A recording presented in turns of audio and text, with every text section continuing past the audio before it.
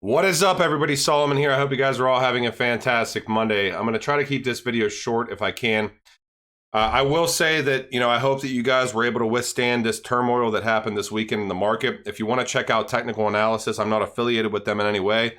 Check out Blockchain Backer. Check out Crypto Crew University. There's a couple of different people that are doing technical analysis way better than I would as far as the big picture type stuff. I try to sometimes chart stuff on these smaller ones. Sometimes it works, sometimes it doesn't. This is going to be a little bit of a smorgasbord type video. You're going to see stuff about XRP, HBAR, kind of what my thoughts are as far as what these digital assets are doing right now. And I'm just going to first and foremost say, if you see any scam ads on this video, please do not participate in those. So I stumbled across this today again. I think I've seen this before. Maybe you haven't seen it, but this is from Ernst & Young, one of the big four accounting firms in the world, along with KPMG, PricewaterhouseCoopers, et cetera, and Deloitte. So central bank digital currencies, the European perspective, and this is talking about payments today in Norway. And you may have not seen this, and that's kind of why I wanted to present it. This is from one of the big four accounting firms in the entire world. This is a presentation they did in October of last year. And we can see right here that Ripple's XRapid is right alongside of IBM Worldwire. And we know that XRapid utilizes XRP.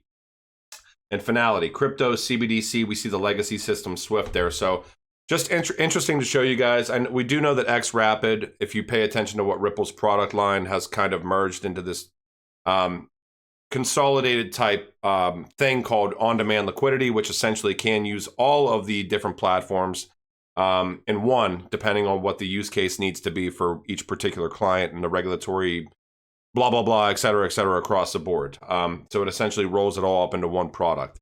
But interesting to see that one of the big four accounting firms in the entire world, just again, presenting that XRapid is already a payment flow potential through small banks in Norway. Very interesting. We can see here the big four accounting firms, like I just said. Now, real quick, this was giant, and this is from Matt. Matt is a monster of a researcher.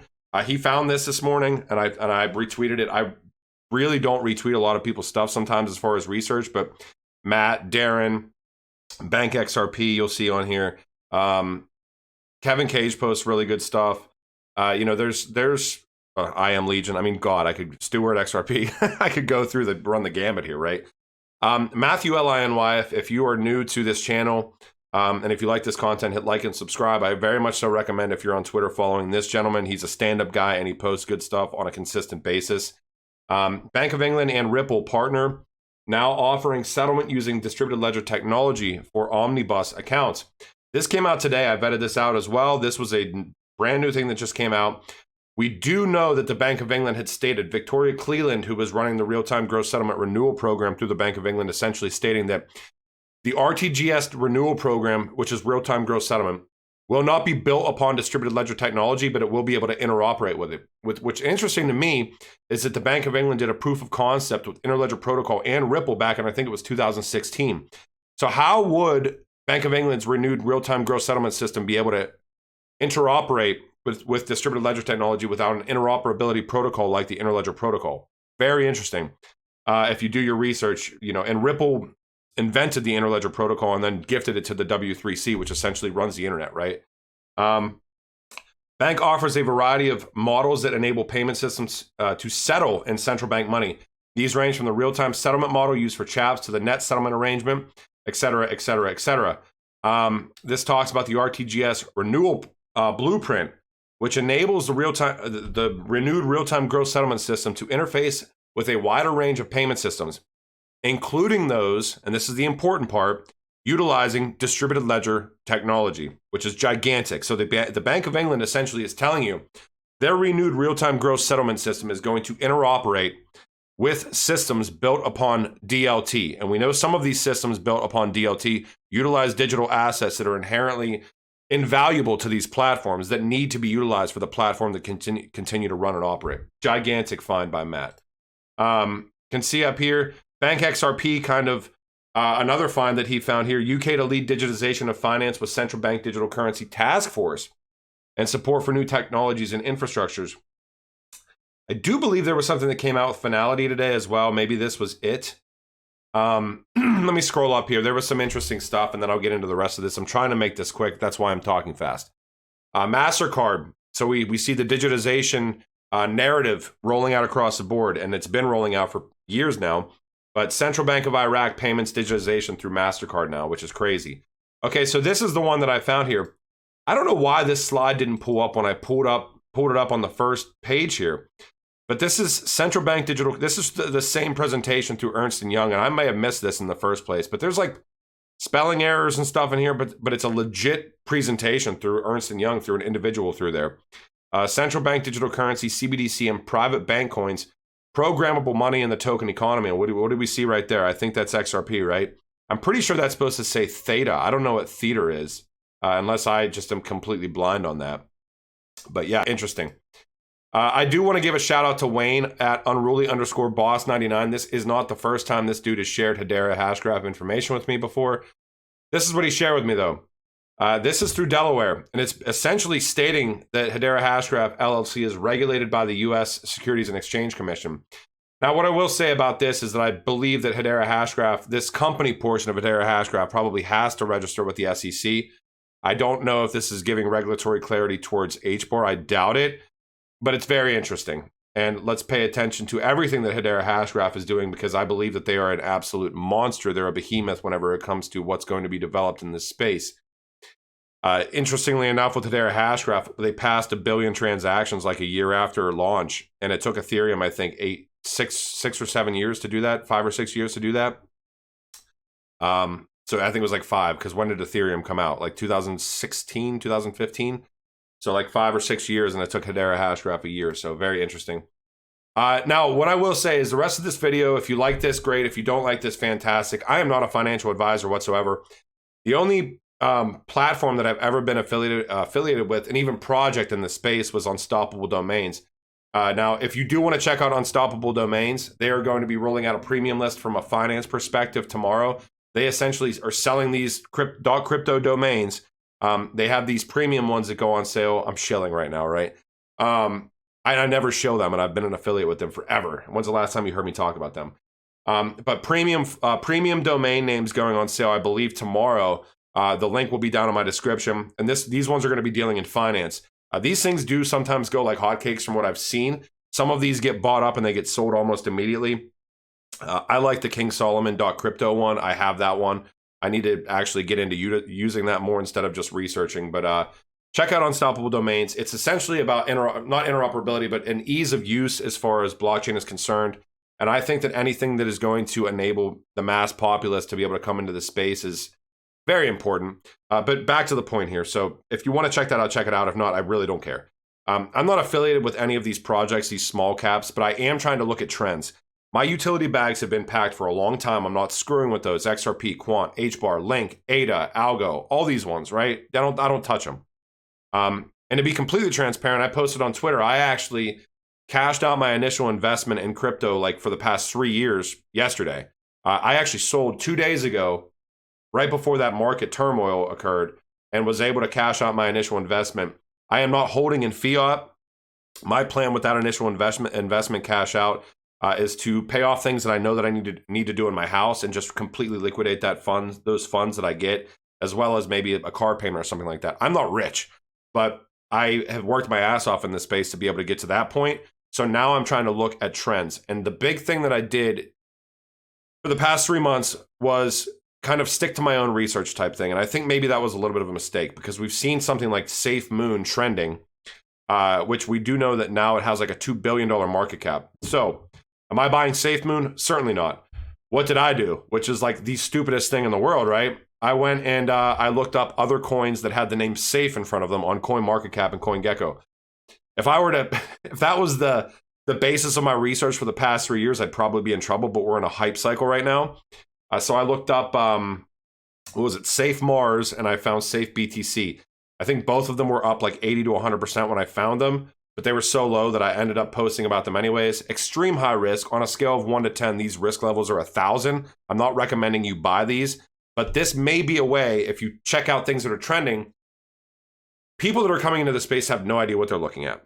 And if something's trending on Twitter and they see that it's trending, what is their natural response going to be? I'm trying to get down to that level and use the same response that they're using at this point. They're going to look for other coins that are similar, right? That's what I did. It worked out well for those, but what I will say is interesting, like Safe Mars, I think went up 500% today or something like that. And nobody is talking about Safe Earth, and Safe Earth is Safe Mars. It's the same team. If you go to Safe Earth's website, I'm not an advocate, I'm not affiliated with them, but Safe Mars has like 40, well, how many holders does Safe Mars have now? I think it's 140,000 holders now. Let's look. We'll go over this in a second. What I will say too, so CoinGecko.com always has different information from CoinMarketCap. You need to vet it out through both and actually go to the website to find out the market cap of these coins. Market cap is essentially circulating supply times price, and you can get where the market cap's at. Safe Mars is up 413% right now, which is ridiculous, right?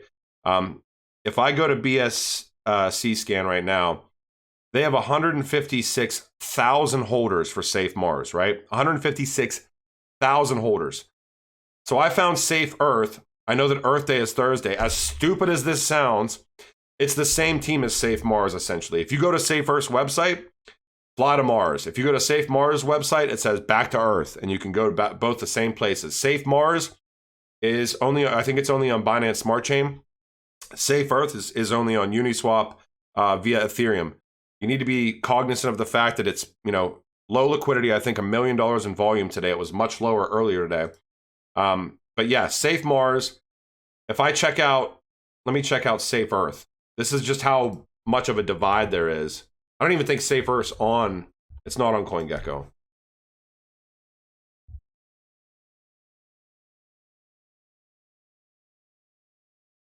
Again, I'm not advocating buying this. This is one thing that I found. I could go over 4 other things that I found in the past week as well, but I'm not going to do it. So on Etherscan, Safe Earth, when I looked this morning, okay, so it's still, they surpassed 3,000 holders. It was at like 3% when I looked this morning. And it's just very interesting to me that we see that big of a divide. What was Safe Mars was like 160,000, and this one's at 3,000. So I don't know. I was trying to connect a couple of dots and just say, hey, this may be potentially undervalued at this point in time. They also had an announcement. I think they donated $100,000 to clean up the ocean or something like that, like 3 or 4 days ago, which is interesting. And we do know that Earth Day is coming up. If you go into their Twitter, they're being followed. I certainly, not financial advice, I bought into this because the fully diluted market cap, I think, I'll pull it up right now.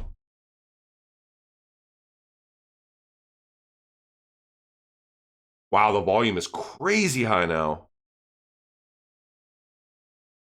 Okay, so the volume initially this morning was like $400,000. Now it's at 1.2 million. I believe the fully diluted, so when I looked this morning, the fully diluted market cap was like $16 million.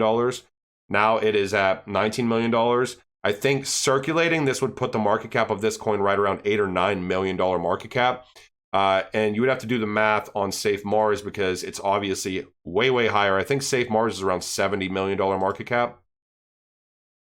Let me pull up Safe Mars one more time.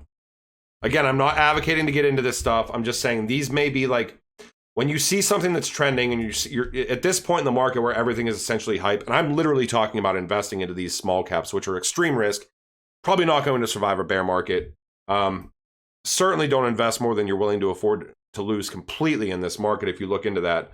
But these are metrics that I've been using for literally the past month or two. It's just trying to not completely brush aside some of these hypey ones with money that I can afford to potentially play with for myself personally. Sometimes it will work out, sometimes it won't work out. But yeah, oh wow, $147 million market cap now. I think it was it was it was at like 50 this morning. And now it's at $147 million. So you can get the divide between 70 million and 147 with the same team. I don't know. I just look at like Earth Day is coming up on Thursday. That could be the stupidest reasoning in the world, but it is what it is. So I don't know.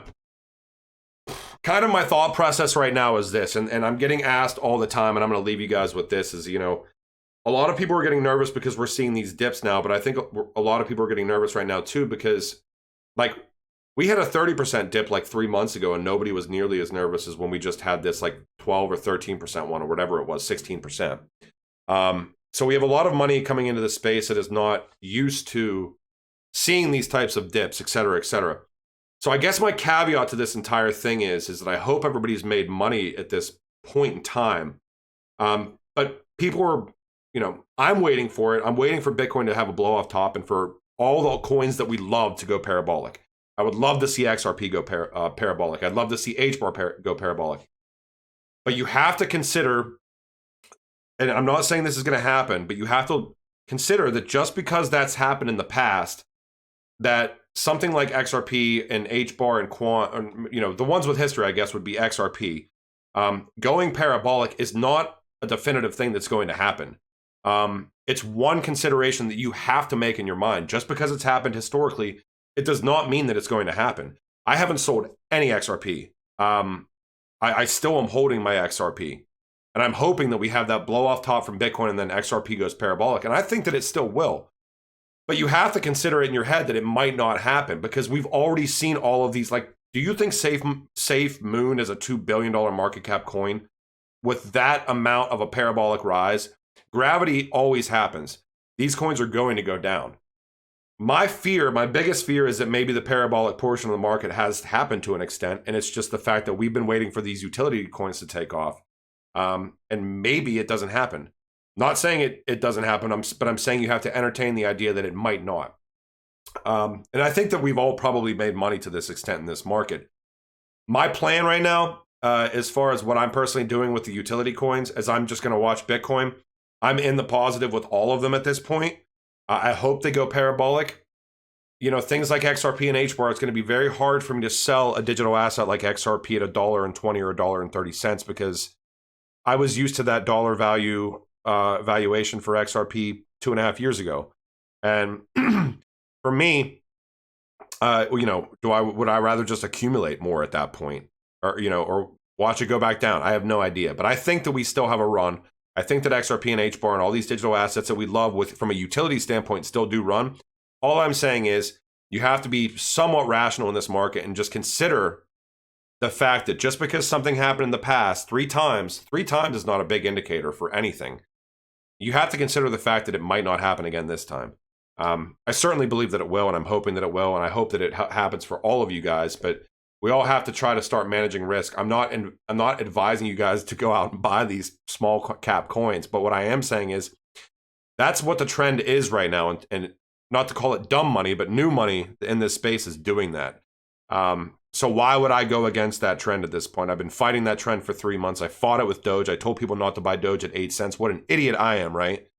But I'm willing to admit my mistakes. That was a stupid call on my part. I should have looked more into it. I should have kind of seen that Doge didn't just crash all the way to nothing. It was consolidating around 3 to 4 cents after it went up and peaked at 8. So you consolidate long enough for 2 months, it's certainly going to go back up again. So we all learn lessons in this space, and I'm learning along with you guys and trying to be as transparent as possible. Nothing I post is financial advice. However, if you're seeing something that's trending, there may be other.